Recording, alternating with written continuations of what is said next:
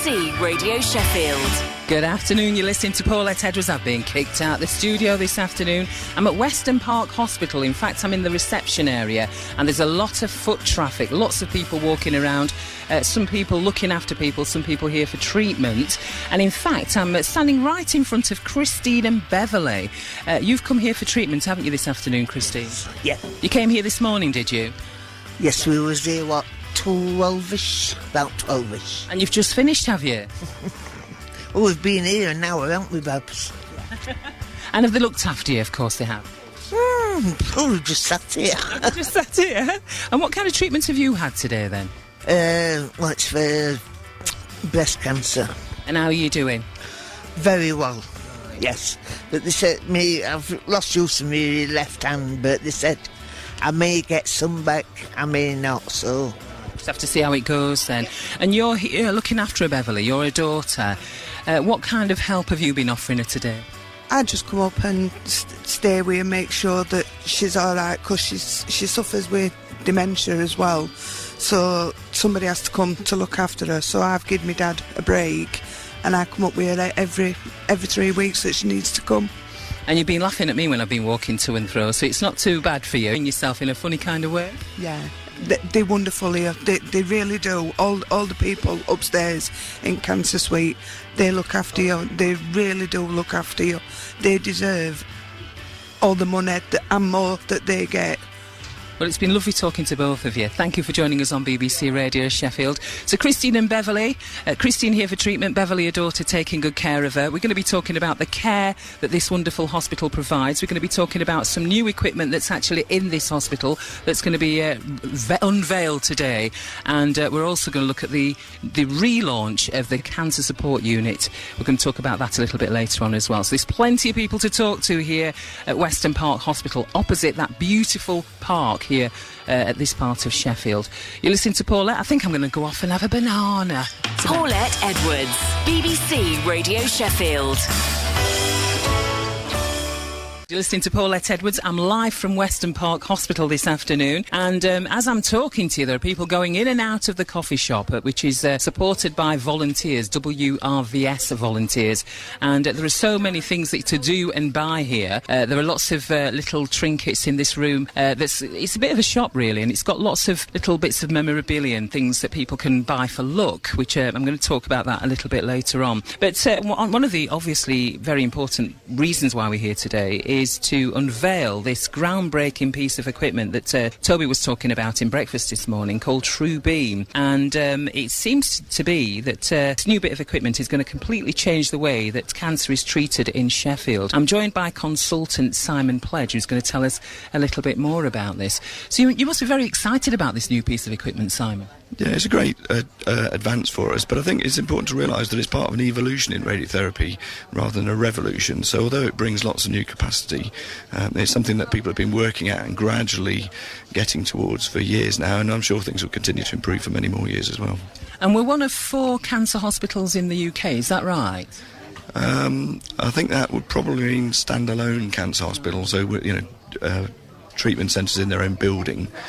So the other ones would be in Christie, trying to think now, Marsden and Clatterbridge.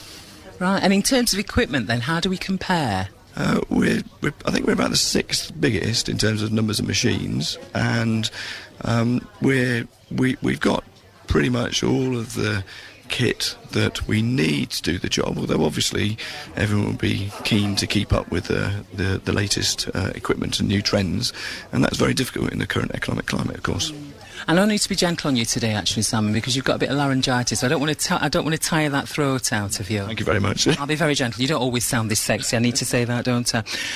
We need to talk a bit about, it's a subject that a lot of us are scared of, cancer. I'm here today in a very positive environment, but we are dealing with something that can kill us, really, aren't we? Indeed, yes, and that's the thing we'd like to try and avoid with things like screening and early diagnosis, as well as deal with and treat as well as possible when it does occur.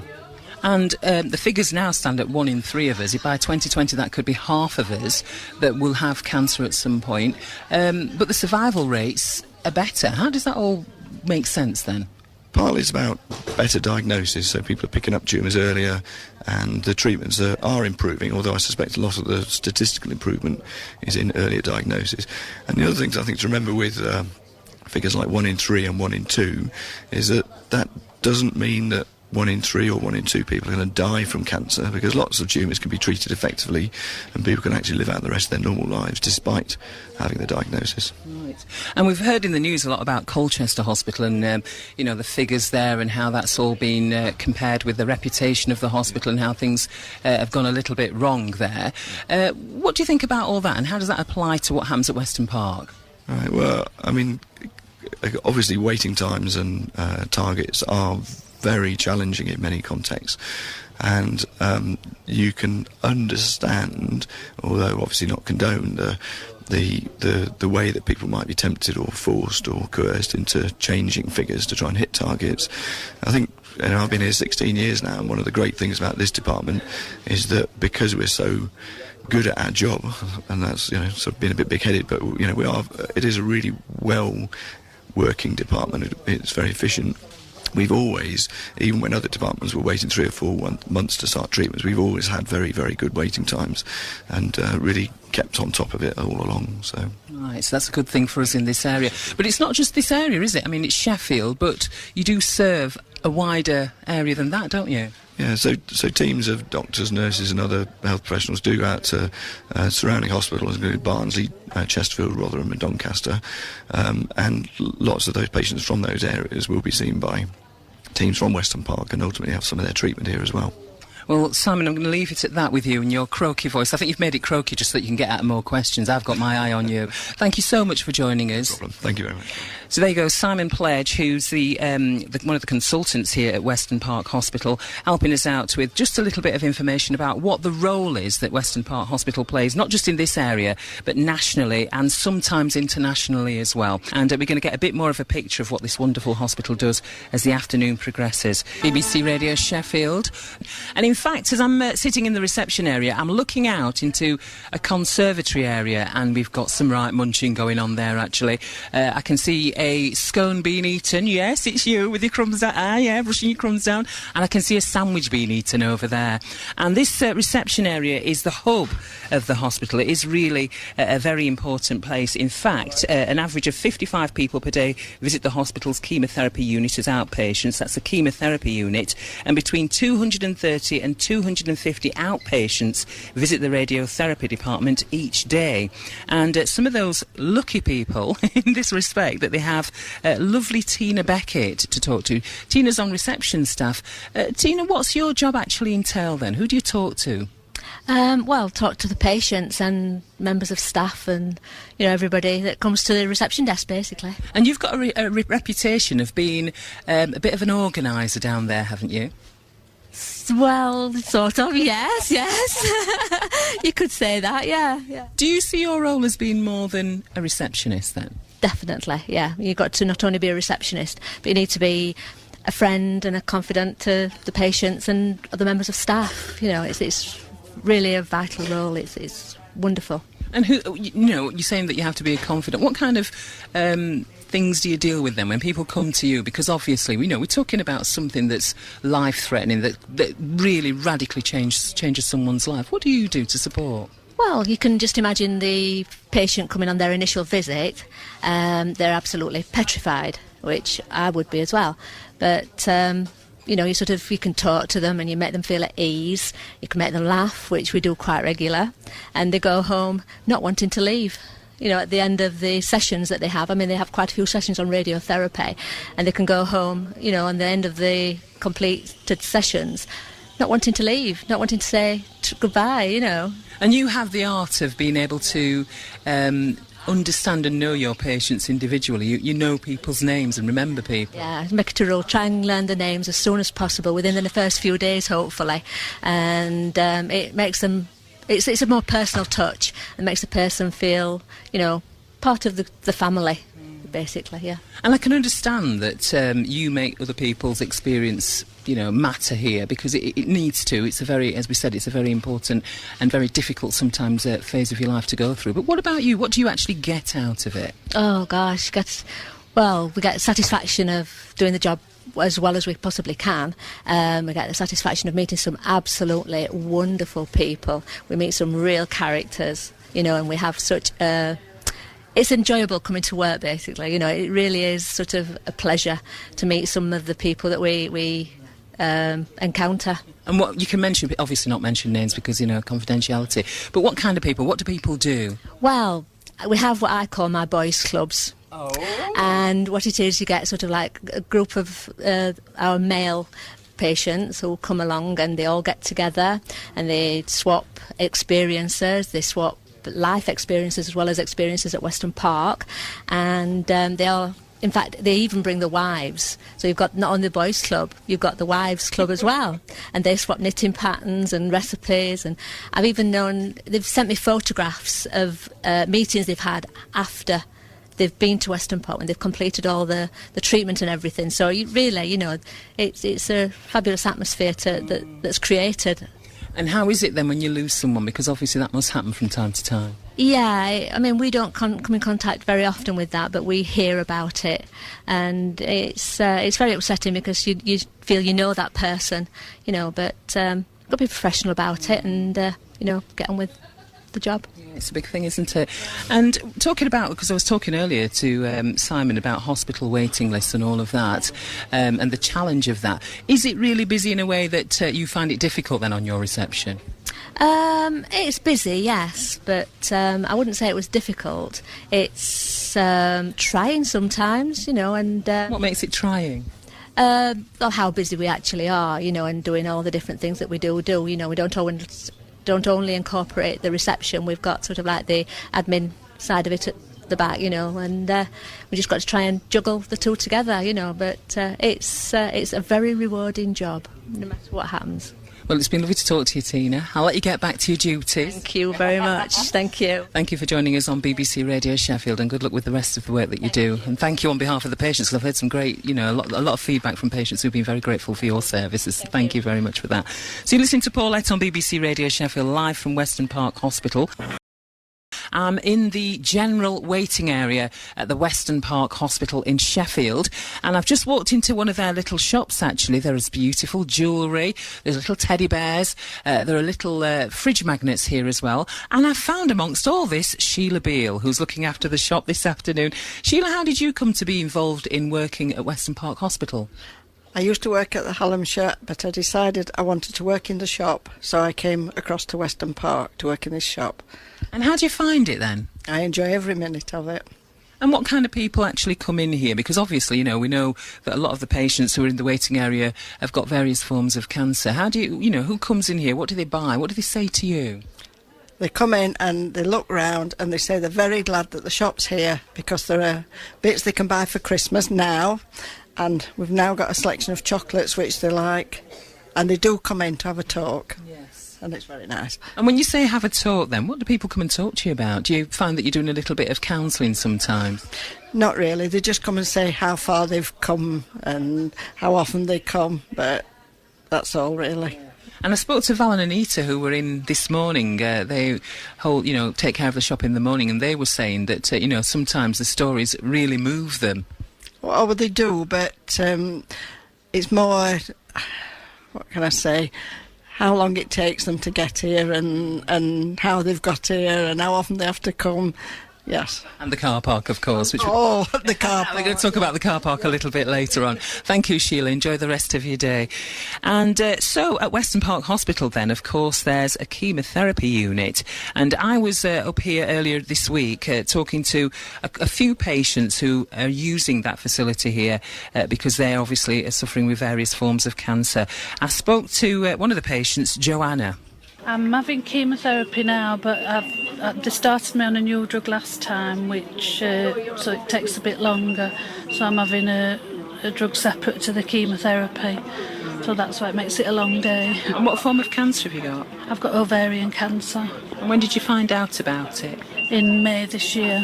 A bit of a shock, but... And how did you know you'd got it then? How did you know something was wrong?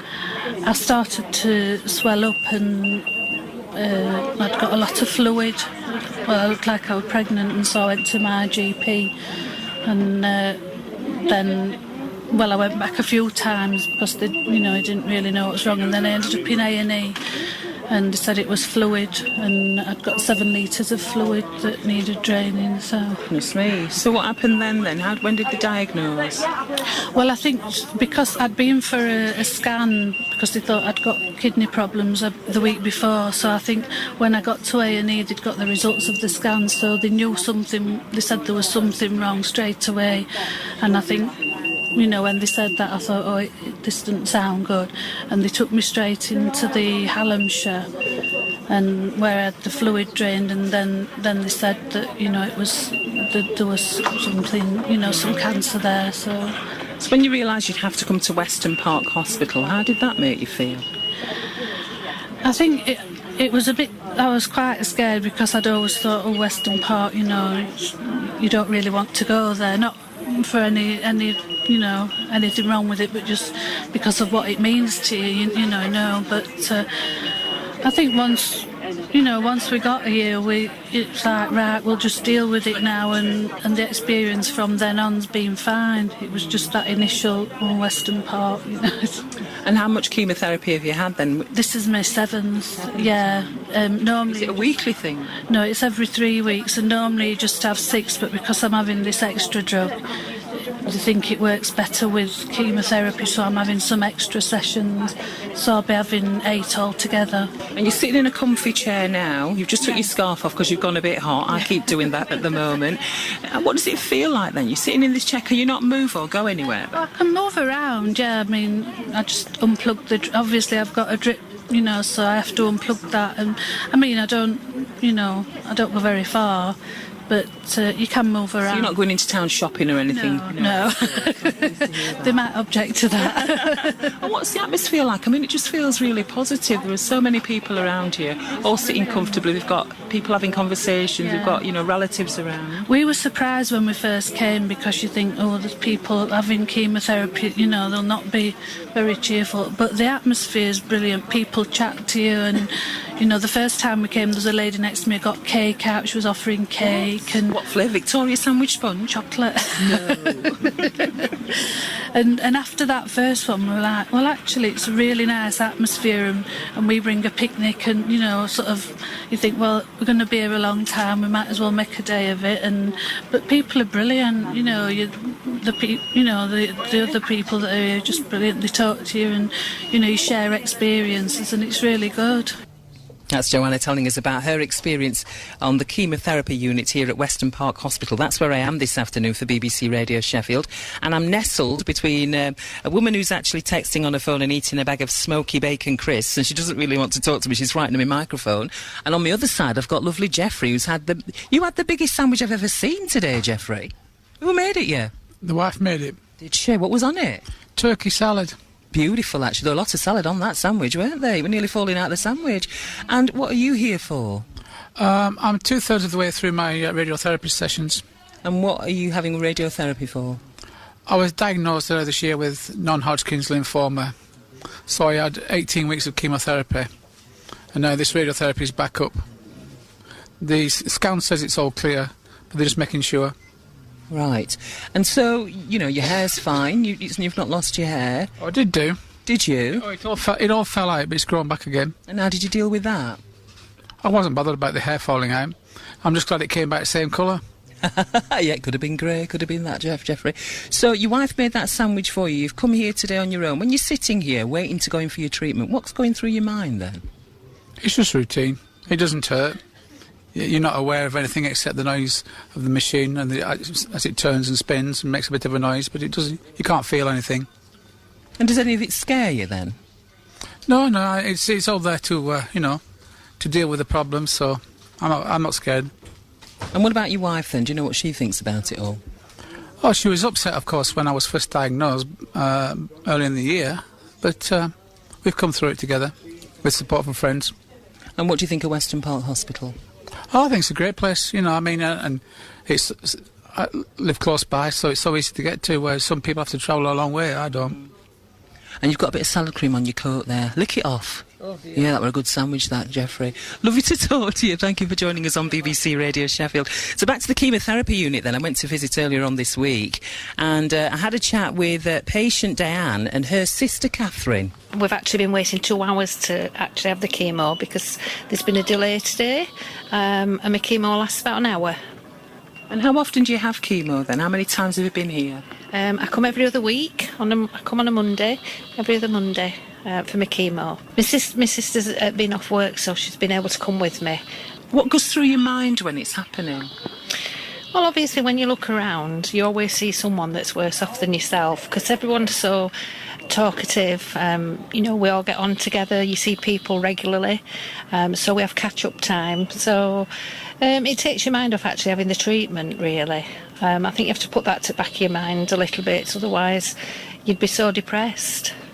But you're not depressed at all. You're very cheery. You've got shiny eyes. You look very healthy. But it's not the first time you've been diagnosed with cancer, is it? No, I've got secondary cancer. I was diagnosed in 2010. And then last October I was re-diagnosed. So I've now got secondary cancer. So I'm on maintenance to try and maintain my cancer in the one area so it doesn't spread. Hence the reason I have to have it every other week. And at the moment it's working. I'm scanned every 3 months, and the scans are showing that things are stable. So we just carry on. And did you lose your hair and all of that? I did with the first lot of treatment. I lost my hair and I bought some wigs, but then I bought loads of different hats. Instead of going and buying shoes and things, I bought hats. So I'd got a right selection to choose from. One to match every outfit. Nice. So Catherine, you're laughing at that? All those hats? Yeah. No, well, I were when she got a few of them, but the wigs, I've my wear out of them as well for fancy dresses. What? Yeah, we had a birthday party, and I went as Alice in Wonderland, so I went and borrowed the blonde wig. So you've got a selection of colours then, have you? I've got a selection of colours and styles. I bet you feel like Cher, don't you? Yes, I do at times. And she looks like her sometimes. She's always matching. Always matching, yeah, very sparkly today. Yeah. So when you're sitting together then, what do you talk about?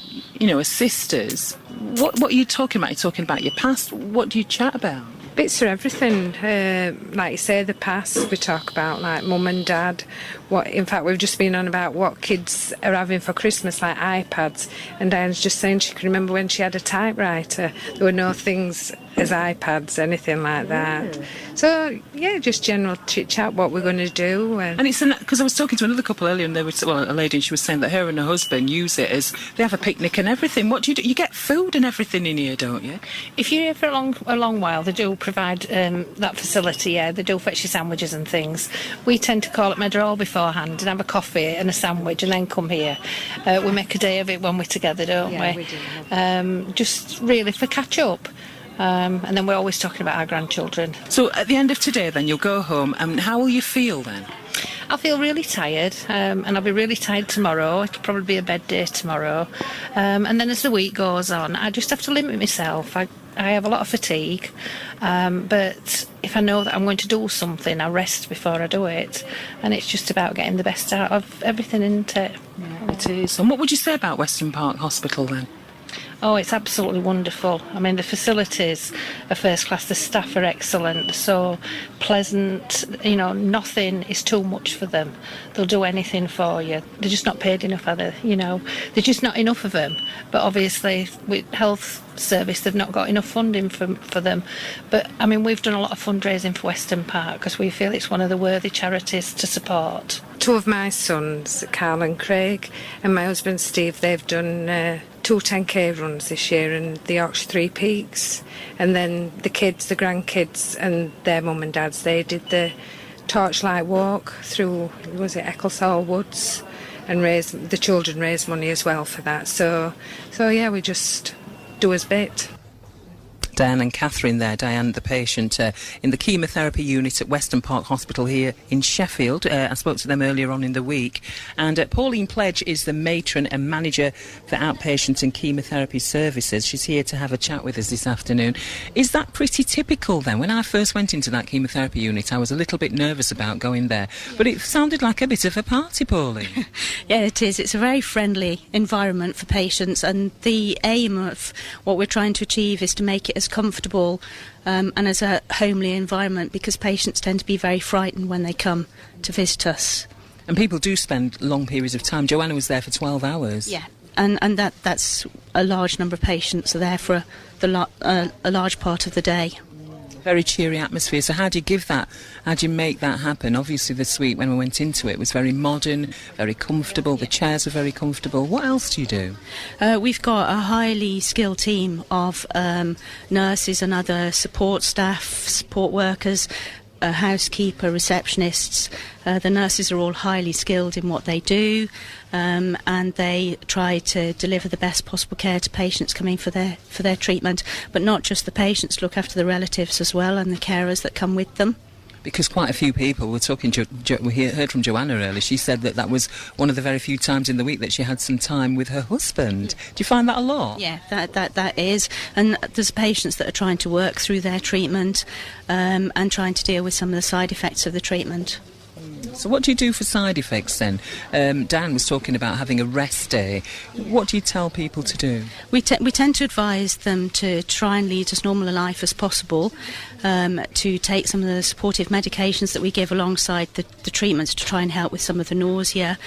We also offer a unique service of providing scalp cooling for patients who might lose their hair, and that's certainly a new initiative that's been supported by one of the breast cancer charities called Walk the Walk, and we're getting very good results with minimising hair loss. So what is scalp cooling then? Scalp cooling is where you cool down the scalp temperature so that the chemotherapy doesn't affect the hair follicles, to try and reduce the risk of them losing their hair. And it works, does it? It works in a large number of patients. That's incredible. It's not particularly comfortable, but it is important for patients to try and preserve their body image as much as possible. And do you find that that's one of the things that people worry about then, how they're going to look after the chemotherapy or during the process of the treatment? Yeah, that they're sort of the body image implications, and it's also to lose their hair is also a sign that they're on treatment, and the fact that they've got cancer.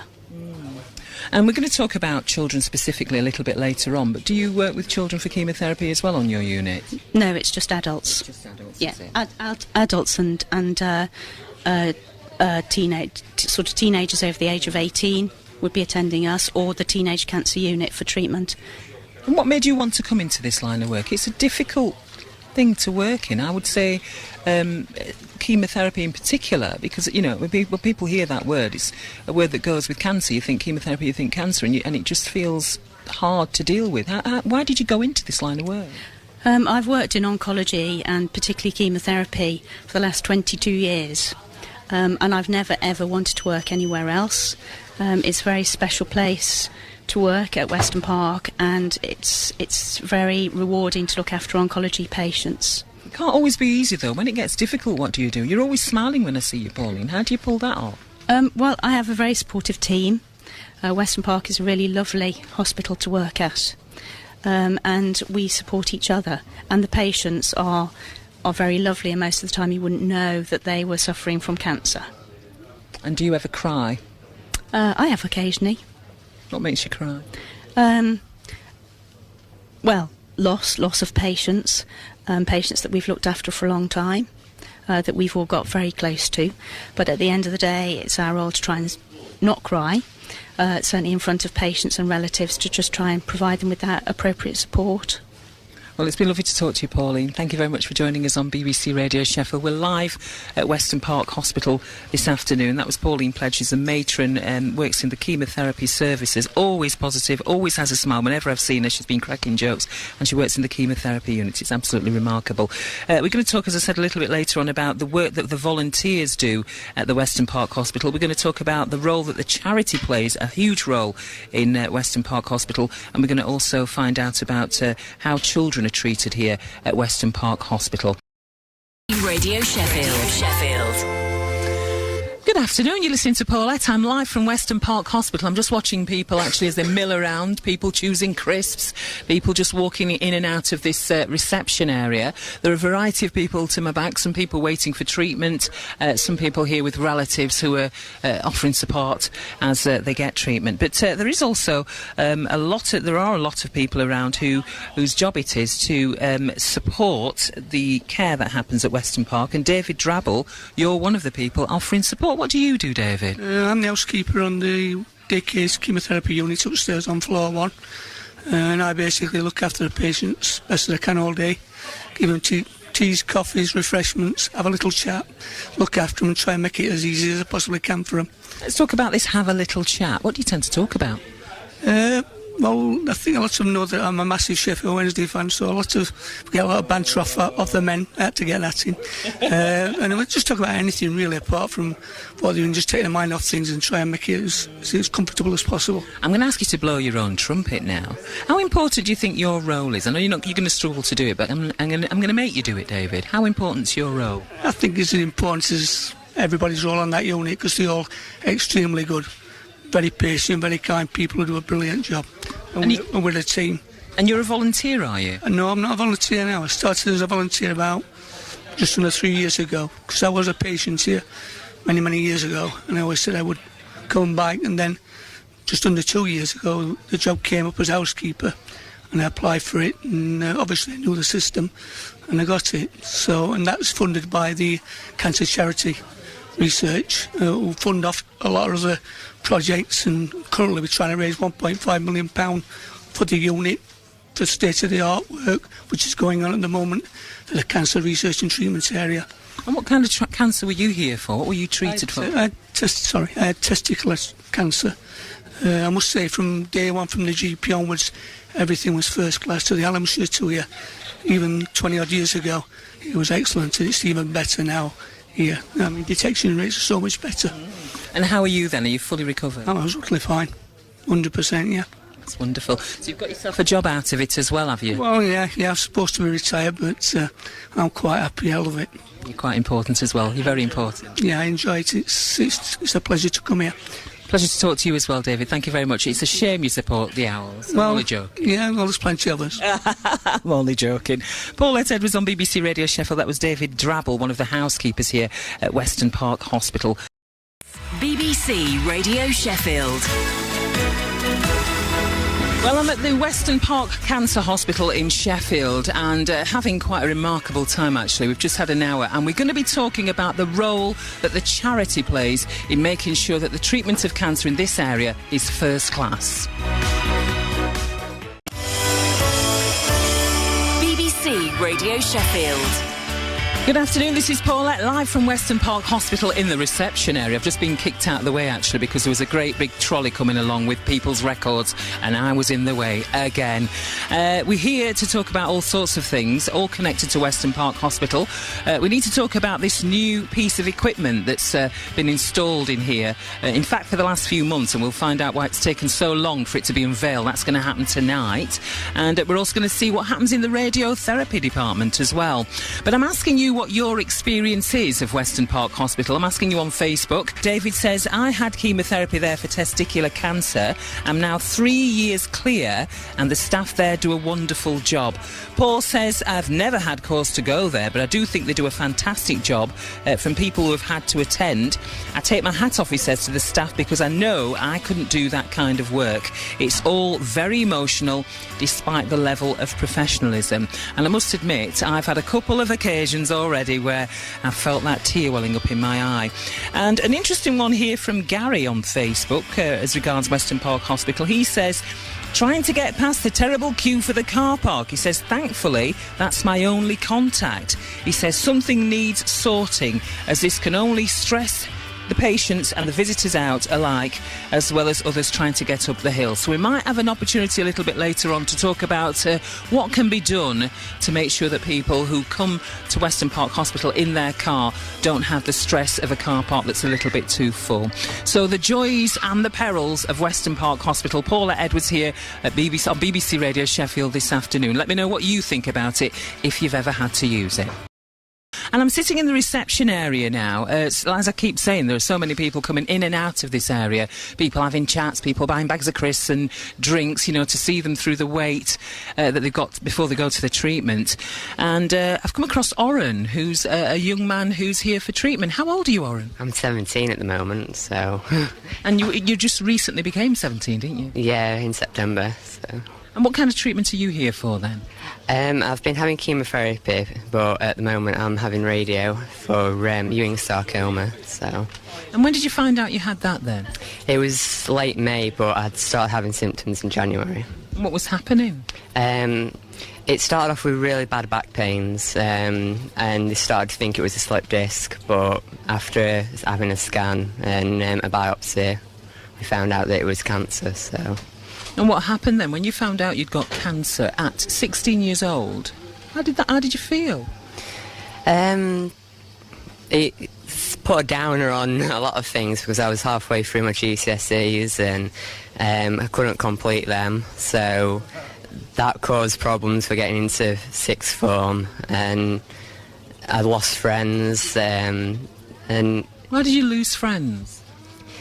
People find cancer a hard thing to deal with, and it's not easy for anybody involved, especially when you've been friends for so many years, and such a hard thing like cancer is difficult for people to cope with, and I think they got a bit scared and fled, really. So what about your GCSEs then? How have you gone on with them? It was successful in the end. The exam boards were quite lenient, and I came out with good grades, but they weren't as good as they should have been if I was still there. So I got into sixth form, and I'm doing quite well at the moment, on keeping on top of everything. And we need to say that you come from Doncaster, don't you? Yeah, so every day at the moment, radiotherapy. I'm coming 5 days a week, and getting through Sheffield's rush hour traffic to get here, and it's going okay at the moment, so... So an incredible time then to find out that you're this ill when you're doing your GCSEs. You've had the difficult experience of losing friends. In terms of your experience, it's not been great, has it?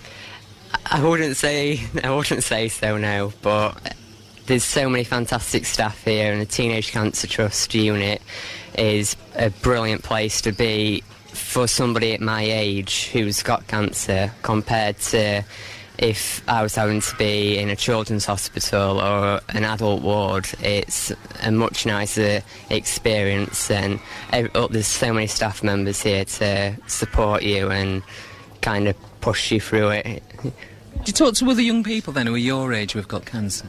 There's a lot of people at the moment that are on the ward, and although at times it's hard to kind of talk to people because they're either having chemotherapy and not feeling well, or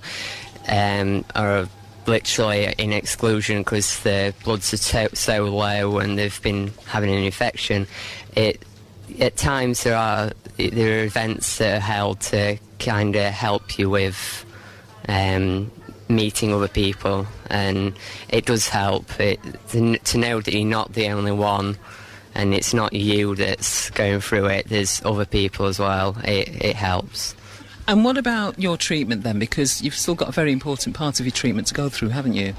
Yeah, in about 7 or 8 weeks I've got to go down to Birmingham for my operation, and that's the scariest thing, I think, for me at the moment. Just to know that I'm going under the knife soon it's not an easy thing to think about. So you mean you haven't been scared so far then?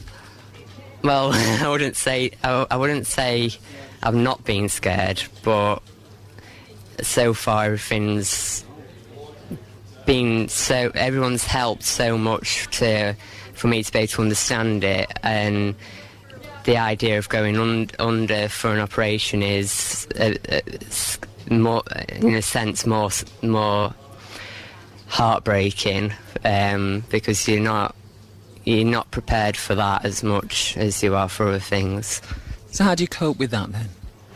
You have to basically try and get as much information from as many members of staff that you can. make sure that everything's written down. Keep any questions you've got to ask, make sure you ask them, and the more information the better. And have you thought about after the surgery and what your life's going to be like then? Do you look that far ahead? I'm hoping that next year everything will be okay. I've been told that by mid next year I should get the all clear, but you never know what might happen between now and then. But I've got plans to try and live my life to the fullest, because you can't. Once something like this happens, you need to live every day to the full. And how are you doing that at 17 then? Just looking positive. You can't. There's no reason to make everything such a big deal. If anybody is, if people are intimidating or you're scared about something or something makes you angry, just don't let it off. Don't worry about it, because there's bigger things in life that need worrying about than small things. So. Can I talk to your mum now? Can I talk to Joanne? Joanne's here with Luke, who's your little brother. Luke's got a massive sandwich. Are you going to get a bite of that at some point? I've got my own, so... He can eat, in God, your little Luke. Joanne, you've actually done quite a bit, haven't you, to support the charity here at Weston Park? Yeah, I have. I've just recently done the Great Yorkshire Run with my friends. And is it something that you would have done in the past, then? Not really, no. So what's made you take on that big challenge? Because I wanted to support the people that are supporting her and go through this difficult time at the moment. And how did you find it? The run. Yeah. Difficult. Difficult. Yeah. Yeah, and it's you're going through a difficult time with your son and you're taking on the challenge of a difficult run. What makes you want to do that? If he can go through chemotherapy, I can run a race. That's simply put, isn't it? Well, wishing you success, Joanne, Luke, Oren, with the next stage, and keep us up to date at BBC Radio Sheffield. Let us know how you're doing and take good care of yourself. Yeah, thank you, you too. Thank you, Oren. Thank you, Joanne. Thank you very much, Luke, eating that massive cheese sandwich.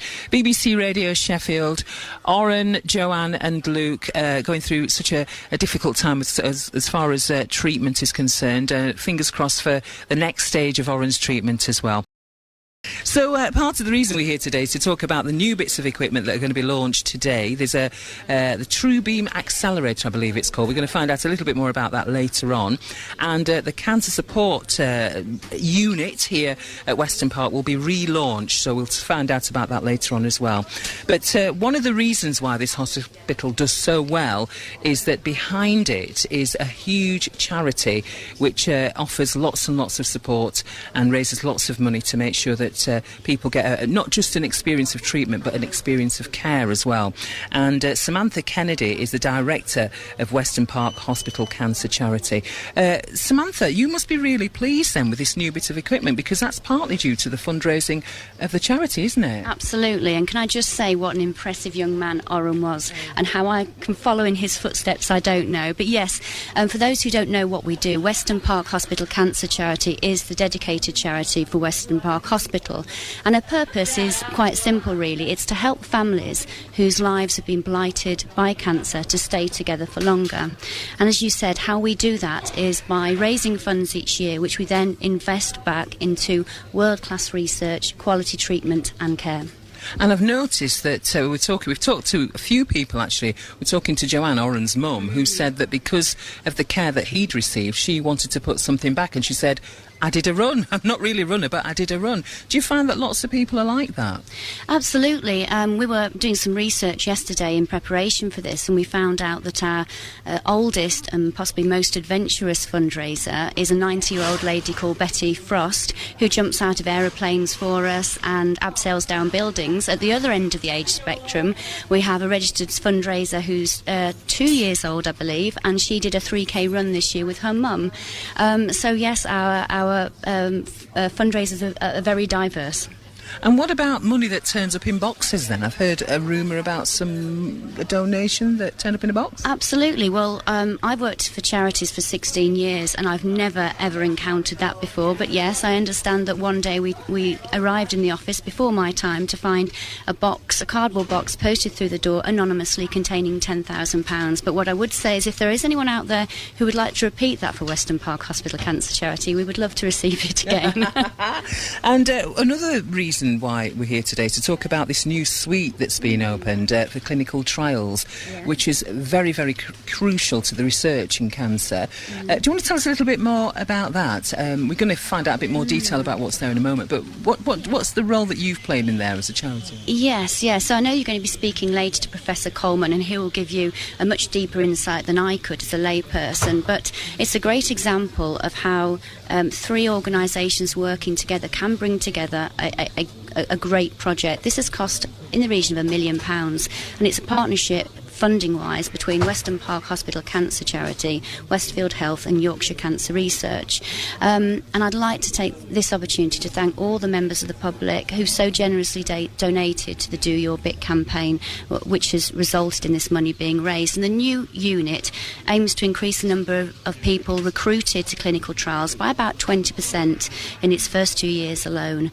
And this means that more patients in this area will have access to new cancer treatments. And I know you're going to be speaking in a minute to one of our patrons, John Price, and he's what you'd call, I suppose, the living embodiment of how successful a cancer trial can be. OK, so we'll talk to John Price in a moment, and then I'm going to come back to you and you can tell us what else is coming up, the ways in which we can support the charity in future months.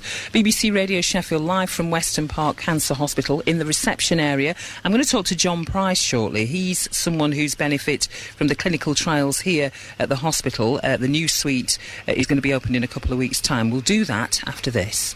It's a remarkable hospital in that it doesn't just offer treatment, it offers care, and it also offers people the opportunity to get involved in research as well. And John Price is a gentleman who's actually benefit from a clinical trial here at Weston Park. What kind of cancer did you have, John? Kidney cancer. And what happened then as regards the treatment? Unfortunately, I had a kidney removed, and a few years later I had 5 secondaries, referred to Weston Park, and they said there's not a lot they could do for me, but would I prepare to go on a drug trial? So does that mean it was terminal for you then? They said there was very little they could do, yeah. And so they offered you a drug trial. What did you say to that? Well, a little chance is better than no chance whatsoever. And so what happened then? What did you have to do? Because this clinical suite that we're going to talk about a little bit later on has been open so that we can have extra research and people like you can have go through these trials. What actually are they like? The fantastic thing about the new treatment centre will be that lots and lots of people can go on the drug trials and have the treatment. There was probably only 3 or 4 at a time that could go in the per half day in the old clinic. So it's just going to put Weston Park Hospital at the top, in the top 4 of the country in this sort of, if not the top, in this country, this sort of treatment and drug trials. So what happened then? Did you just have to take drugs? Did you have to stay in a room? How does it work? The trial I was on was self-injection. I had to inject myself 3 times a week. It was, quite new. So to start with, the side effects were absolutely terrible. It's like having flu for a year. Is that how you felt then? Sort of low, well, like you had a flu for a full 12 months? Yeah. Used to inject myself Monday, Wednesday, Friday. We turned things round a bit to inject at night, so I got through the worst of it during sleep, if that makes sense. We're sleeping tablets and getting through the worst of it actually at night time. But when it come to, and then the weekends was weekend off, and it was really, sort of party time. And Sunday night when it started again, it was just like, I used to sit in tears. I'd just like to say, young Oren, if you'd have asked me to sit and do an interview when I was in the middle of my treatment, I wouldn't have been able to do it. What an absolute brave star he is. Absolutely incredible. So the results then of this treatment, how long did it go on for, did you say? Well, it's not just a matter of giving you the drug or giving you the injections. It's monitored throughout, and that's what costs the money. You're forever being, well, not forever, but periodically, every fortnight, every month, you have blood tests to make sure the things are working. You have to have scans, which cost a lot of money. So they're monitoring, all the people all the time to make sure that the drugs are actually working and how good they're working. You know, I was one of the lucky ones that it actually worked for and worked for very well. So you no longer have cancer then? Remission? Yeah, we'll just say it's gone. Yeah. It's incredible then. So you were terminally ill? Yeah, well, they said there's nothing they could do. There's no cure. Chemotherapy doesn't help. Radiotherapy doesn't help. It was just immune system boost that actually kicked my own immune system. It was a drug, you know, a testing drug to actually kick my own immune system into working, and that's what it did, and fought cancer off in my stomach, my lung, my bone. It's incredible, isn't it, John? Oh, it is, and that's why when you see, you know, young Oren, I just want to carry on, you know, raising money to stop people like that having to come through the doors. Well, John, it's been lovely to talk to you. Thank you very much for joining us on BBC Radio Sheffield. You're looking fine and dandy now, so that's great news for us. The clinical trials, the new suite, we'll be talking about that a little bit later. Paulette Edwards, BBC Radio Sheffield. So, yes, we are live from Weston Park Hospital this afternoon, and it's filling up is the reception area with people having a nosy at me, I think, just laughing and going, you don't look anything like we thought you'd look, Paulette. Yes, this is me. Take it or leave it. We've been talking about the role that the charity plays in making sure that the experience that you get at Weston Park is more than just treatment. It's about care as well. And I've been talking to Samantha Kennedy, who's the director of Weston Park Hospital Cancer Charity. We heard that story just now. We just heard John Price talking about his experience of these new units, these new clinical trial units that are being set up. It's 2 weeks until the open day of those. We're going to talk about that maybe a little bit later on. Yeah, definitely a little bit later on. But what else is happening then to keep this money coming in? Because it needs to keep coming in, doesn't it, Samantha? Absolutely, and this year we will have had a really good year in terms of fundraising. We're hoping to have raised in the region of £2 million, which is absolutely excellent. And we can only do that with the continued support of all our fundraisers out there, but we certainly aren't complacent about what the future looks like. I'm sure some of your other interviewees have already told you that currently 1 in 3 people in the UK are affected by cancer, but recent research has highlighted that by the year 2020 that is likely to raise to 1 in 2. We know the demands will be greater on the hospital, and as a consequence, as a charity, we need to be doing more to respond to those needs. And people seem quite happy to do that after the treatment that they've received or their relatives have received. They want to get in there and help you. What have you got coming up then that we can support you with? OK, well, what I would say is rather than give you an exhaustive list, people can go to our website, which is www.cancercharity.org.uk to find out more. But this week we are launching the Christmas Star Appeal, which is Weston Park Hospital Cancer Charity's fundraising appeal for Christmas. For most families, Christmas is a time to celebrate and spend time together, but sadly, for some families, this Christmas will be difficult because it may be the first time that they'll be there without a loved one. And we're asking families to give a gift to Weston Park Hospital Cancer Charity to give more families in this area the chance of a brighter future together. And they can do that through 3 simple ways, either by posting a donation to us, by visiting us online, or to text a donation. And we're also asking supporters, along with their donation, to send us a message which will be displayed over the festive period in our book of messages and remembrance, which should hopefully be displayed in the hospital here. And can I just say, Samantha, you're pretty new actually to Weston Park, aren't you? You became the director a few months ago. How are you finding it personally then? Well, as I mentioned earlier, I've been in the charity sector for about 16 years.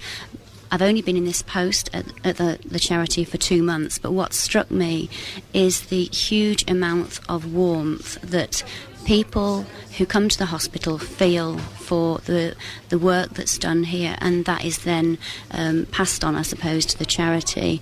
It's an unprecedented level of love, for want of a better term, and we really need to capitalise on that as a charity. Can I just explain a little bit about our plans for next year?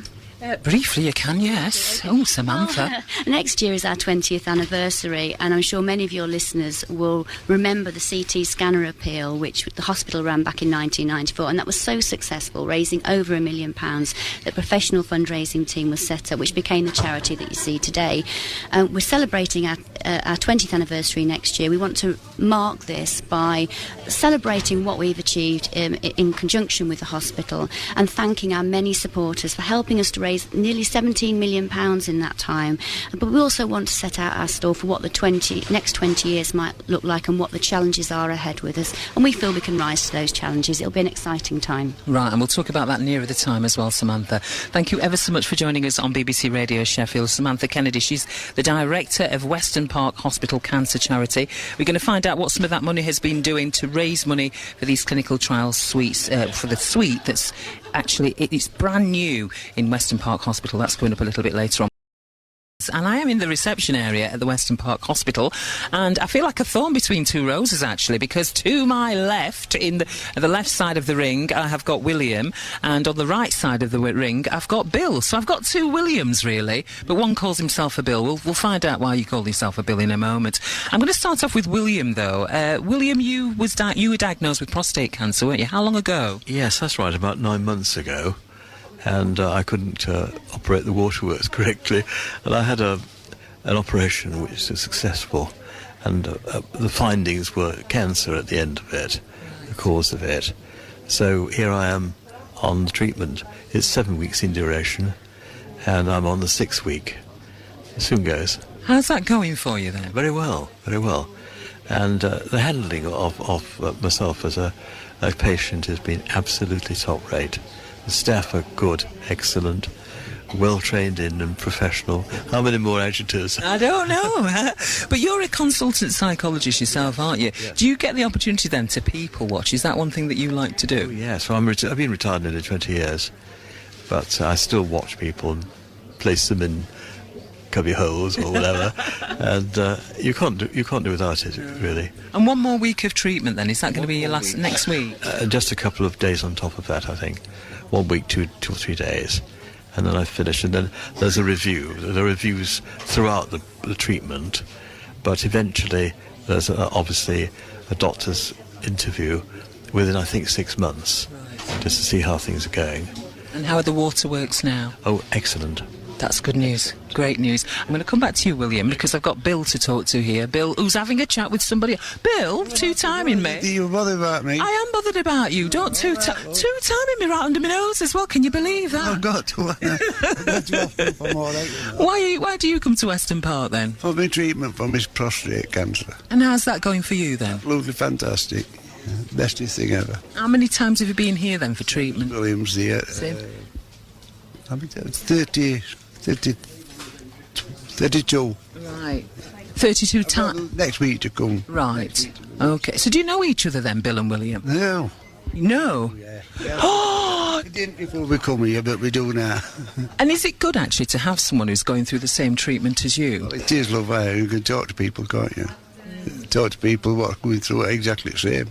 And do you talk to him about things that have not sometimes? He talked to me what personally. Does say he's not shy, is he, that William? He is not shy at all. Comes up with them. I mean, I thought he was quiet, but yeah, he's not quiet. He's not quiet, Bill.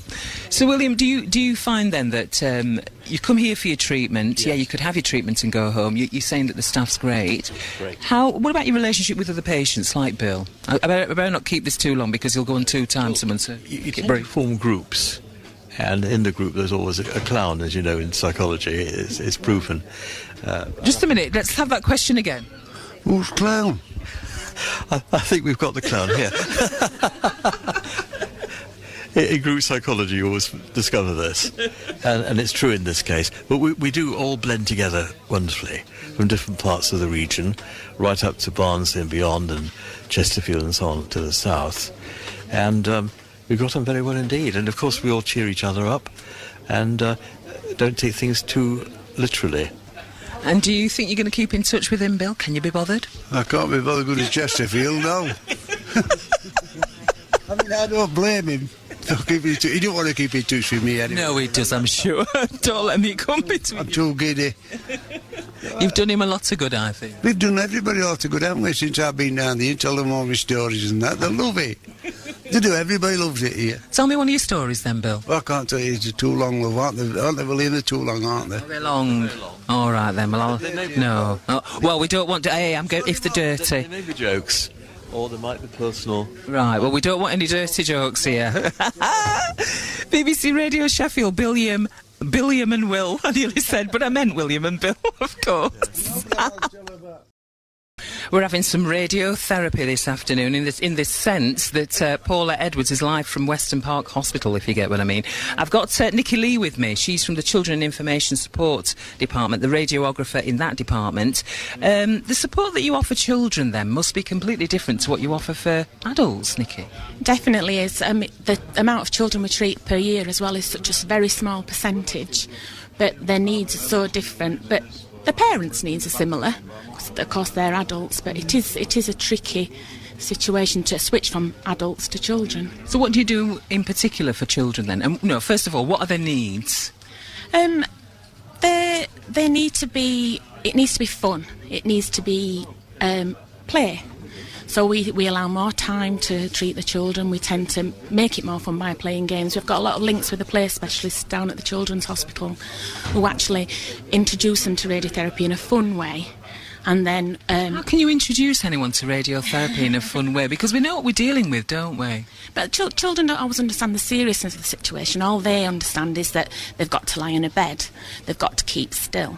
They might be on the TV screen, so we make them into little film stars. They've got to lie still like a soldier. That kind of thing. That just anything that makes it more enjoyable for them. And I suppose working with children is difficult in the sense that we were talking to Warren earlier. It seems so cruel for children to be suffering with this disease, doesn't it? Oh, it does, yes. And as I say, it is just such a small percentage of our workload. Luckily, the children down at the Children's Hospital, they've more down there that actually do have cancer that are treated more with the chemotherapy side of things. Radiotherapy is something that's not used an awful lot for children, but when we do use it, like I say, we have to just try and make it as fun and entertaining as we can for the children. So with radiotherapy then, when would you use it with children? It tends to be not necessarily a first-line treatment. They tend to use a chemotherapy first. Some of the side effects, late side effects of radiotherapy can be quite distressing for the younger children, because if you treat children when they're still growing with radiotherapy, it can possibly stunt the growth. It can affect their hormone production. So we try not to use it, if possible, as a first-line treatment. We do for some brain tumours, and let's say majority, it tends to be after they've had chemotherapy or surgery. What about this ribbon that you use with them then to get them in and out of the treatment? All right. Basically, they have to be in a treatment room on their own.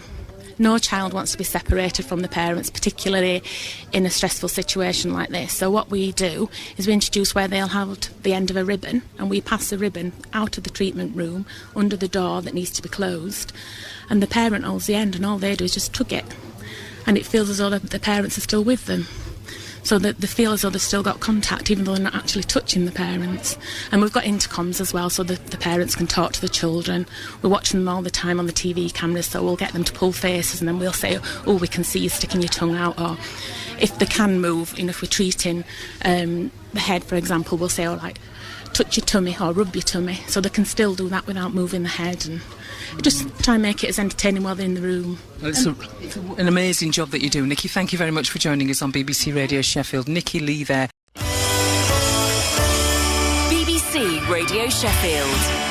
Good afternoon, you're listening to Paulette. I'm at Weston Park Hospital this afternoon, and in fact this piece of equipment cost £1.7 million, and it's been in the hospital since January but not done any work until September. So I'm going to be finding out about this new True Beam accelerator and what it's got for us in detail from one of the guys who's actually been part of that whole getting it ready from right on over there in January and February. I'm also going to find out a little bit about this clinical trial suite that's going to be opened in a couple of weeks' time here at Weston Park, and I'm going to nimble myself around and have a chat with quite a few of the patients that are in the reception waiting area now, next to all that chocolate and those bags of crisps. So we're going to do all of that in the next hour on BBC Radio Sheffield. I'm in a room full of people waiting for treatment for cancer because I'm at Weston Park Hospital. And we've been hearing about the new £1.7 million cancer treatment machine called TrueBeam. It's going to be unveiled here tonight at Weston Park by Rita May, I believe, the actress Rita May. And we're going to find out how important this machine is. I'm going to talk now to the head of radiotherapy physics, Stephen Tozer-Loft. So, Stephen, how many people are going to benefit then, do you reckon, from this piece of kit? Well, we're going to be treating about 40 patients a day on this machine for the next 10 years. So 1.7 million sounds like a huge amount of money, and it is. But when you divide that over 10 years and 40 patients every day, it's actually a really cost-effective as well as very safe and very advanced form of cancer treatment. And we understand that the equipment's been here since January, February time, but only has just started being used. Why have you been keeping it out of circulation for so long then? Well, I'm head of a team of physicists and engineers and technicians, and part of our job is to make sure that this treatment is safely and accurately, and so we take a lot of time, and we don't apologise for that, to make absolutely sure that the beam of radiation that's coming out of this machine in all the different ways it can be used is measured and calculated and fed into our computer system so that we can calculate each patient's individual treatment on an individual basis as accurately and safely as possible. So yeah, it does take us a while to get these things actually into clinical use, and it has been used for a few weeks now, but we need to be absolutely sure we've done everything and checked it twice before we use it on patients. How does radiotherapy work then with treating cancer? Well, how long have you got? It's complicated, but one way of understanding it is that cancer is a disease that happens when cells start to divide more rapidly than they should, or in an uncontrolled way. So nearly all cells reproduce and multiply, and in a cancer they're doing that in an uncontrolled way, in a way that they shouldn't be doing. Now actually radiation interrupts that multiplication process. So if we do it right, and we do it accurately, and we do it with the right time in between treatments, we can interrupt that process and stop the cancer cells dividing while not having too bad an effect on the healthy tissue and the healthy cells that are not cancerous around the tumour, and that's the trick. And how does this piece of equipment then make that easier or make that better for the patient? Well, it's partly all about imaging. I mean, I should say that this machine is one of 7 we have at Weston Park, and although it is a step forward and it does a few things that our other machines don't do, we deliver the same quality of treatment on our other machines, and this is just another incremental step towards improving the cancer treatment. Having said that, the newer machines come with imaging capability, because cancer, in a sense, is a moving target, and patients move.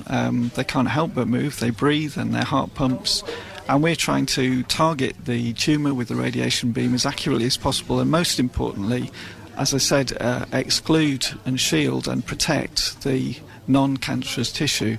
So this machine does brilliant imaging. We can take a CT scan of the patient while they're being treated, just before they're treated and just after, and take more images during the treatment. And the more we can be sure that we're absolutely hitting the spot, then that gives us the best chance possible of destroying that last cancer cell. And what types of cancer do you treat then with this machine, with this radiotherapy treatment? Most types of cancer, really. I suppose the largest numbers of treatments that we deliver are for breast cancer and for prostate cancer. We do a lot of lung cancer, head and neck cancer. They're probably the biggest groups of patients that we treat with radiotherapy here. And I'm looking at your tie, which shows that you're a bit of a physics fan, hugely into physics, all sorts of atomic energy, radioactivity, X-rays, all the things I used to be frightened of when I studied at school. I'd stay away from those boys who studied physics. How's cancer treatment changed then since you've been here, Stephen? Well, looking back, it's been incremental. You don't notice how much things have improved until you look back. And I've been working at Weston Park for more than 20 years. I've been in this field for 25 years. And when I look back to how we started treating patients 25 years ago, things have come on in leaps and bounds, but you only see that looking back. And there are now groups of patients who are very suitable for curing from their cancer really now, who wouldn't have been that time ago. And it's just, as I said before, about getting the maximum radiation dose into the cancer and targeting that and keeping the side effects down as well. And so what would have gone wrong then? What kind of things would you avoid going wrong with this piece of equipment? Well, the more healthy tissue you give radiation to, the more side effects you get. Like what? Well, you probably want to talk to one of the doctors about that, but the thing is that patients are surviving from their treatment for much longer now than just a few years ago, and so actually people are living longer having had cancer treatment, and we're now realising that surviving cancer treatment is really, really crucial thing, and a lot more of our effort in the health service goes on into reducing those side effects in the first place, which is very much part of my job, but also to dealing with those long-term side effects, just because people are surviving longer and the treatment is so successful. Still not told me what any of the side effects are. Well,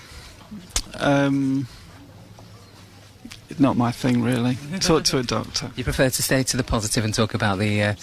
Right. Well, Stephen, thank you very much for joining us on BBC Radio Sheffield. Thank you for the work that you've done in getting this machine ready for tonight.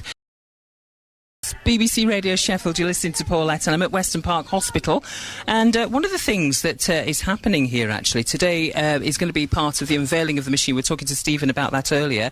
A huge part of what's happening here at Weston Park. Very proud of this piece of kit. But also, a few weeks ago I came for a tour to have a look at something very special that's happening here. A suite of new treatment rooms which were under development. Now, I had a look at them earlier this week. When I saw them the first time, they were a little bit, work in progress, but I had a look earlier this week and they do look absolutely amazing.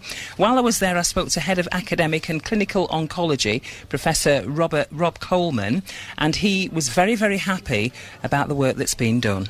I'm absolutely thrilled, yes. I mean, like you, I hadn't been in for a couple of weeks, so I hadn't seen it in its almost finished state. We need a few patients in here to really make it finished, but it is fantastic. So much space, so light, nice lighting, lovely sort of ambience to it. And it's going to be a great place for us to treat our patients and give them the very latest technology and opportunities. And is that what it's about then? Is it about an opportunity to do research and to expose the patients in this hospital to the most up-to-date treatment? Yeah, very much so. I mean, we live in very exciting times. There are so many new treatments coming through, and we're really keen that the patients of Sheffield and the region can get access to these at the earliest opportunity. But when you're giving research treatments, you have to take even more care than we do in routine clinical practice, monitor patients for longer, take more measurements and all this kind of thing. So you need a bit of space to do that, where you're not cluttering up the busy NHS activities. And so this allows us to do this. I mean, the space here is 6 times what we've had for the last 15 years, and allows us to treat our patients more effectively, in more comfort, and bring in new treatments, new opportunities. So what do you spend your days doing then, Rob? Well, my job is a mixture of clinical work, so I see patients in clinics, recommending treatments. I mainly treat breast cancer, but also some other diseases as well. I do that roughly half the week, and then the other half of the week I'm actually coordinating research and developing research, both in Sheffield and further afield. And what can you tell us about that's new then? Oh, well, there are just so many things. So, I mean, almost in every disease now we've got new drugs as we understand what makes the cancer develop in the first place, why cancer behaves the way it does. We basically look at the genes that go into the cancer and identify special sort of almost like fingerprints that distinguish the cancer from the normal cell, and then can apply special drugs to attack that. The best known drug like that probably most people have heard of, which has been around for a while now, is Herceptin for breast cancer. Mm-hmm. So this is a drug that just attacks a very particular type of breast cancer, very, very specifically. It's not a poison like chemotherapy, and it's great. Well, now there are dozens of drugs like that coming through, and many more to come in the future. What else has changed then in the years that you've been working with supporting people? Well, when I came here just over 20 years ago, there was very little drug treatment. We had to rely on a bit of surgery and some radiotherapy, but very few drug treatments. So, in a generation, it's changed, and the outcome for many patients is so much better than it was. So people live longer, and more importantly, they live better lives as well. Let's walk into this room, because I believe there's something quite special in here. I remember when I came for a nosy and all the bits of wire were hanging from the ceiling. We're up in... This is going to be a treatment room, Rob. It's the prep room. So we've got these things here with the tubes going up and the numbers that you can dial up the pharmacy. Yeah, it looks a bit like a safe, doesn't it? Yeah, it does. You remember the things they used to have in the old department stores where the money used to go all the way across? Yes, I do. Do you remember those? And I don't look old enough. Nor me. But it's the same idea. So if you want to send something to pharmacy, you dial up the right number, and it's a vacuum tube that sucks it all the way to pharmacy and also to the laboratories over in the Hallamshire. So it saves legwork, really. Yeah, I'm going to say it's a bit of a fancy thing. Yeah. How would it actually help a cancer patient? Well, it will mean the treatments can get to here where we want to treat them from the pharmacy more quickly. I mean, the drugs are generally prepared up on the 6th floor. You can imagine if somebody's running up and down all the time, that's very slow. So the treatments can get here more quickly. If we need to do a blood test, we can get that to the laboratory more quickly. So we can do things in real time. And what else is great about this place? It does look absolutely fantastic. Is this the reception area that we're walking past? No, this is the nurses' station. So this is where our expert nurses will be seated and will be sort of doing what paperwork they need to do, but obviously they can see the patients. If anybody needs anything doing while they're having their treatment, they can be up and with them immediately. And walking back then to the front, it's all sorted out with the vending machines, very important in any waiting area. We've got some rooms coming off here. Are these for patients to stay overnight then for clinical trials? Not overnight, but they will have beds in them. And some of the very new treatments actually have to be given with the patient in isolation. Some treatments use viruses to actually get the drugs into the patient. So at least while we're learning about them, we have to take added precautions. So we would treat the patient in isolation. So we've never been able to do this before here. So this is real cutting-edge science for us, an opportunity to do that. So we've got a couple of rooms where patients can stay. Also, if somebody's poorly and they can't sit in a chair for a few hours, then they can come lie down and still get their treatment. But it's primarily for isolation. Professor Rob Coleman there, the head of academic and clinical oncology here at Weston Park Hospital. And the treatment suite should be open in the next 2 weeks. You're listening to Paulette Edwards, and you know what? I can't believe that it's just gone 3:30. We've been here for nearly 3 hours this afternoon, just finding out what happens at Weston Park Cancer Hospital. I've met so many wonderful people. There's no Paulette's Famous Four, as you've probably worked out this afternoon, because there are too many people to talk to. I'm going to talk to another one of the oncology consultants in a moment, but I've just stumbled across Josie, who's actually doing a little bit of knitting. Why are you knitting, Josie? Who are you waiting for? I'm knitting a snowman. I'm waiting for my next door neighbour, and she's having a cataracts done. Because in this hospital, they were saying that there are a few theatres that are not used to treat cancer. They're actually used for cataracts. So your friend, you're here to support my next door neighbour, and her children are at work, so they need someone with you, you see. You've got to have a friend with you, so I've come to help her. Oh, you're kind. That's ever so kind. It's just been nice. Yeah. And what are you knitting then? It's a snowman. He's about 16 inches high, and he's very nice when he's done. And I'd give her one for Christmas last year, and she loves it. Oh, that'll be nice. A bit of a treat. She'll be able to see it better now she's had her cataracts done as well. Probably will, yeah. I never thought about that. Yeah. Lovely to talk to you, Josie. Thank you for joining us on BBC Radio Sheffield. And I hope your next door neighbour does well with the cataracts being replaced. So, Dr. Kash Purohit is my guest now. He's having a chat with someone. I'm dragging him away here. What's your role then here at Weston Park Hospital? I've been a consultant since 1996 as an oncologist. And I had several roles. I did a lecturer role initially from 91 and I did research on the cancer spread to the bones. And in 94 at this hospital we got a merit award on my research with my colleague Prof. Coleman and Barry Hancock. And that's where the Weston Park became famous, very famous and we presented the work in America. in the oncological conference. I was grateful for all the patients who contributed to there and put themselves up front for the clinical trials. And then I became consultant oncologist. I was covering about almost 19, 20 years, Chesterfield Royal Hospital for patients with breast cancer, and moved to Sheffield area. I treat head and neck cancer, the breast cancer, and the skin cancer, and when the cancer spread to the bones. I also have other roles. I'm a chairman of the consultant committee of Western Park Hospital. And what's that entail then? Well, it entails basically that looking at all the issues related to the hospital, for example, in the staffing, for example, looking at just being a neutral person, making sure that everything going smoothly in terms of that nobody has any worries or concerns about it, where funding is deficit-wise, that discuss on various clinical governance, for example, issues, discuss on audits, for example, look at the clinical research, how are we upfront with the clinical research, and there's any funding issues on that. We then have our clinical director who comes and does her reporting on all the she attends all the Sheffield Teaching Hospital Management Committee. It's the wonder you have time to sleep, really, isn't it, really? Because you're so busy, and you're doing the research, you're doing treatment as well. At some point, do you hope to do yourself out of a job? Do you hope that cancer's going to go forever? I hope so. I very much hope so, but obviously we are so much in progress in terms of research and treating the patients, and that's where we're up front for. I mean, we are basically, as you know, the history of Western Park. This is a purpose-built cancer centre. There are only 3 in the country. I worked in 2 of them, Christie Hospital, 5 years at Manchester, and then at the Western Park Hospital.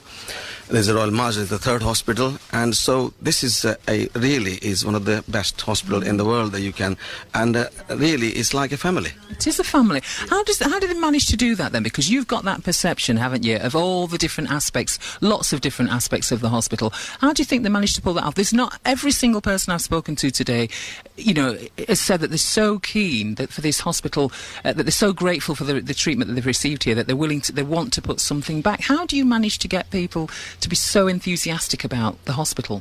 Well, I think when the patient comes to us, I put myself as if I was affected, how would I want to be treated and be dealt with? And I think I find that patients feel that very comfortable about that. And they always ask me, was it if it was your wife, what would you do? And I said, it's a difficult question to answer. But I think that if you put yourself into the shoes of the patients and think that what are they going through, and we always look for is not the just diagnosis impact, but the impact of the treatment, the financial impact, the physical impact, how is a young couple is going to be affected, how the old man who is the only bread earner is going to be affected in terms of the financial issues. So we look at, and that's why the whole team works as a family. And I personally on my own can't do it, but I had to think of that, the issues right from the outset. And I think patients are so wonderful in Yorkshire. I think they really put themselves into the toughest possible treatment, and they know that there is a light at the end of the tunnel. That's how really it works, and we live from the positive aspect. As for example, I'm just showing to my colleague that one of my patients just sent me a wedding card of hers, and actually you can see this antique wedding shop. And basically I treated her, young woman, she got married, and she's just been expressing her thank you that you made my day on that, at least I could go walk on the aisle. Absolutely beautiful, that. Really, really is moving. What about the more difficult aspects then? What about when things don't go right? I'm sure there must be occasions rather than opportunities when things don't go right. How do you deal with that then, Cash? Well, I've dealt with younger people. Recently I had a very young man I had to deal with, and he was right from the beginning very, very advanced cancer from Barnsley. You need to think of what you're achieving positively, and what you can do is still you can make life very comfortable. You can improve their quality of life. You could talk to them, maybe have to spend more time with them, sit with them, and maybe go out of hours and talk to them as to say what's going on, one-to-one with their parents. It is hard, believe me, and I've gone through that for, since I've been in since 1979, and so I've been in for a long time, and the things have moved on with the cancer treatment. So these days, the patient that you treat, for example, breast cancer patient, even if they spread, you got much better hope than used to be 20 years ago. There are more diagnostic tools now that we have that we can actually identify a lot of markers and we can target the chemotherapy and radiotherapy to that. So there are lots of things that we can do even when the patient's cancer is spread. But you're right, when a patient is reached to this stage where there isn't a great deal that we could do, there's a great palliative care team here in the hospital, and we get them involved initially from time to time. If they want to see them, if they don't want to see them, we will see them and make sure that their symptoms are fully under control, that they have a decent quality of life, and all our staff are trained to deal with that. Well, you do an incredible job. Thank you very much, as well as the rest of your team. Cash, thank you very much for joining us on BBC Radio. It's been a pleasure, and thank you for coming. Thank you very much. BBC Radio Sheffield then, Weston Park Hospital. I've just had a message through from someone, I think it was Paul, who was saying on the text that they've been shedding tears this afternoon. Well, I've been practically tied to a tissue, to be honest, because it's been a remarkable experience for me to be here this afternoon. And we're going to find out about this cancer care unit that's on the site here at Weston Park Hospital. They're having a relaunch later on today, and we're going to find out what that relaunch will mean for them. Paul the Blade in Eckington, this is the message. He says, "Hi, Princess Paulette," as he tends to call me, which is cute. "I too have shed more than a tear or two this afternoon over the amazing courage and joie de vivre of patients and staff alike. It's an incredible place to be. Thank you very much for listening to us on BBC Radio Sheffield this afternoon." I've got a story now. I'm going to be talking to a woman who survived cancer. We're going to talk to her daughter and talk about the role she's played in this. And this evening sees the relaunch of their Cancer Information and Support Centre. Karen Holmes is a centre nurse manager, and she explained to me what the service has to offer. We provide information and support for patients, carers, anybody that's affected by cancer. That might be at diagnosis, whilst they're on treatment, or at the end of treatment that they need some extra support. Do you get hands-on then? What do you actually do to help individuals? We're all healthcare professionals by background that work here, and yes, sometimes I do still get hands-on care. We greet people that come through the door. We don't know what issues they've got until we've opened the door to them. We greet them, we make them comfortable, offer them a drink, and then we find out what issues are that they might need some help with.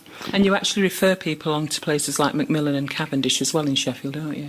Yes, within Sheffield we have got complementary therapies here at the centre from the Cavendish Centre, but we also do direct people straight down to the Cavendish if that's appropriate. We have information available on all different types of cancers, but a lot of the reasons why people come here is that extra kind of psychological support. So it might be that they're struggling with fatigue, it might be communication issues with families, family members that we can support and help with, or talking to the children. It could be travel insurance, it could be absolutely anything we will try and help with. And the facility is beautiful. I feel as if I'm sat in someone's front room, actually. It's beautifully laid out. The upholstery is fantastic. I've got, to my left, a massive, well, not massive, but it's tall, isn't it? An aquarium with some very beautiful fish in it. And that's quite soothing and quite calming. But then I look around and I see that you've got scarves, you've got wigs on the top shelf there. You've got more leaflets than I think I've ever seen anywhere in my life to balance it all out. Is it important to provide a kind of comforting environment as well? Because it does look as if it's just had a freshen up. It looks lovely. It is. I think we're trying not to be a clinical setting. I think that's important to make people feel comfortable, that they can offload and they feel that they can tell the story and what other issues they've got. And yes, it is fresh because we've just been painted. We've just had the entrance changed. We've got a lot more glazing, so there's a lot more light in the entrance. We've got a lovely front door, so it looks welcoming when you come in. And that's what the project was called, the Welcome Project, when we changed some of the therapy rooms upstairs as well. So I think it's important that people do feel comfortable. And do you think then that, in a time of recession, people are going to expect that of you? Because obviously the money's got to come from somewhere. Where did the money come from? We were very fortunate with Westfield Health. They donated a big chunk of money for the alterations that we've had done. We also had a huge donation from Coast to Coast, people that did some cycle rides for us, and they raised £6,000, which was magnificent. They thought they would raise £1,000. And this group raised 6,000. So that really kind of was the start of thinking, what should we do with this money to make the entrance more welcoming? We get more and more people coming through the door. We're currently seeing about 700 people a month contacting the centre, and that's just gone up in the 8 years that we've been here. And we need to keep the place looking fresh and comfortable. And without the Westfield donation, we wouldn't have been able to do that. And so the big launch then, why do you think that's important? What's going to be different then about this centre? I think it's just raising its profile. We've changed the logo. We've got a new website to launch as well, and I think that's important. It freshens everything up and says that we're going places. We know we support patients and carers with the different courses that we run, and that's important for people to get that support from each other. With familiar people that are going through the same experiences, and that support, you can't kind of count that up sometimes, so the support that people can get through courses. And tell me about the courses then. What kind of courses do you run? We do courses for patients and courses for carers, and we look at different topics. So we might look at anxiety. So what are the signs and symptoms of anxiety? Why does your body react that way, and how we can manage those reactions? We look at fatigue and why that's there, and it's all about planning and pacing. And so giving practical tips that people can take away and try. We're not saying if you do A, B and C, everything will be rosy, but you can usually take little tips from different people in the groups or from the information that we share from the healthcare professionals to see if we can help improve things for people. That was Karen Holmes. She's a centre nurse manager at the Cancer Information and Support Centre.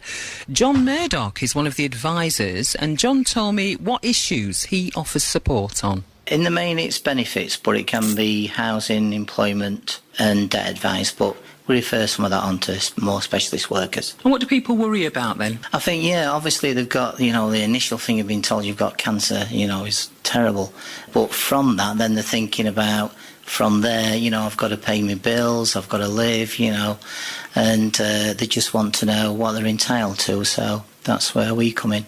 And your job must be greater than that, because you're actually dealing with, I suppose, a very emotional person or family, and on top of that you've got the sort of financial aspect, but the emotions, that must be quite difficult to manage. How do you do that? People can come across very emotional. Thankfully, downstairs, because my office is based upstairs, we have healthcare professionals who we can refer to straight away. So literally the person can come out of my room, go straight downstairs and actually talk to somebody about it, which is great.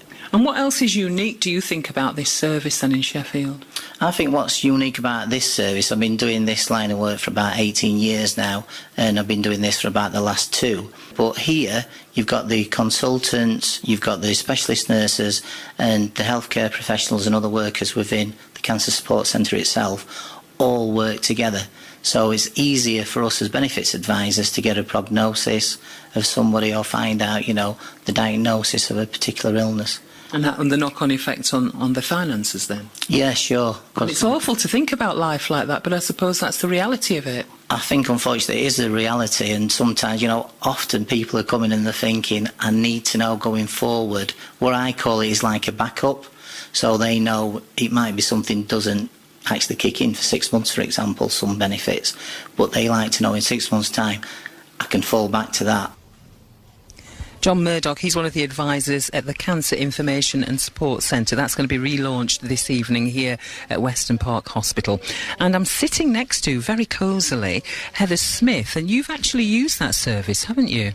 The Cancer Support Service, yes. I went on the Look Good, Feel Better course, which is for ladies that have had cancer, and it's just like a day of pampering, really. Get lots of nice goodies, Clinique, Estee Lauder, so it's a really lovely day, and obviously you're with a group of people that have all had cancer, and you have a good laugh, and it does make you feel better. Great, pick me up then. So what kind of cancer did you have? I had bowel cancer, which is unusual for someone because I was diagnosed when I was 37. So it's classed as an older person's disease, really. So it was a bit of a shock. And what kind of treatment did you undergo for that then, Heather? I had surgery first to remove the cancer, and then I came to Weston Park and had 12 sessions of chemotherapy to mop up any cells that may be left. And so you would be really familiar with what Western Park has to offer then? Oh yes, they're absolutely amazing. It's just, when you first come in here, it's so scary to think that you come into a cancer hospital, because just the word cancer is scary alone. But to go into a cancer hospital, I was really nervous. But as soon as you walk in, everyone's smiling, as you see today. Everyone's happy, and just, it's like a family. You get to know the nurses, the doctors, and you get to know other patients. It's just a wonderful place. We're so lucky to have such a good hospital. And has it changed your perspective on life then, do you think? I realised that you can't take your health for granted. I think you just assume that you're always okay, but then actually things can go wrong, whatever age and whatever's happening in your life. And you're nice and healthy now. You've got your daughter with you, lovely Lilia. How's Lilia supported you through this then? Lilia, how have you helped your mum? I've helped her by saying you can do it and you won't die, you will survive. And you've actually carried on with supporting the charity that supports Western Park Hospital, haven't you? Yes, me and my mum has. And what have you done? We've asked some people to give us some money for the cancer charity to help us raise money for Western Park Hospital. Right, and it's become a bit of a social thing for you now, actually. You're quite busy with this, aren't you, Heather? Yeah, we've done quite a lot of fundraising. When I finished my treatment, I had a celebration party, and we'd had an auction and a raffle and raised money then. When it was my 40th birthday last year, instead of gifts, I asked for people to donate to Western Park Hospital. And then we recently did the Light the Night walk at Ecclesall Woods, which was a fantastic night. And today we've actually brought the cheque up for the money that we raised, so good day. And can you tell us how much you've raised? It's around £800, but they're counting it up in the office right now, so... Have you brought all your shekels in then? We have. And you're at the position now. We've been here for 3 hours. Sinead, my producer, we've just been blown away by some of the stories. It's been incredible what people have been prepared to talk about as well, because it is a very intimate thing to talk about your treatment of cancer. It's a very scary subject, isn't it? Yeah, it's one of those things that, like I said before, cancer is the word you don't really want to have to talk about, but you know, you just have to face it, and the people at this hospital help you to face it, and just fantastic support. Well, it's been lovely to talk to you, Heather Smith and Lilia Smith. Thank you very much for joining us on BBC Radio Sheffield. It's been an absolutely extraordinary afternoon. Paulette, live from Western Park Cancer Hospital.